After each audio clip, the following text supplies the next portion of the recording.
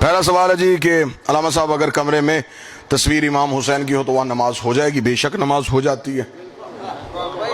تصویر حسین، شبیہ حسین، اور جو خود اللہ کی تصویر ہو، اللہ کی نماز اللہ کی تصویر کے سامنے ہو سکتی ہے۔ دوسرا سوال ہے کہ دائی حلیمہ کا اسلام میں کیا کردار ہے؟ کیا انہوں نے نبی پاک کی پرورش کی تھی یا نہیں کی تھی؟ میں پچھلے 8 سال سے پاکستان کے ہر ممبر پہ یہ چیلنج کر رہا ہوں کہ مجھے کوئی مسجد کے مولوی سے لے کے مفتی مکہ تک مجھے صرف اتنا بتائے کہ بی بی حلیمہ کا مذہب کیا تھا۔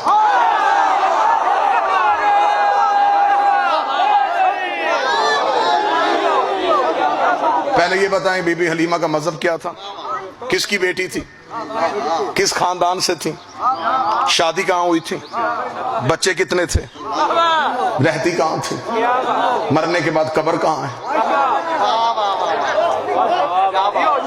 پہلے یہ بتا بی بی حلیمہ کا مذہب کیا تھا۔ اگر تو کہے گا مسلمان ہے تو میں مولوی کی گردن پہ ہاتھ رکھ کے پوچھوں گا تو کہتا کہ نبی خود نبی نہیں تھا۔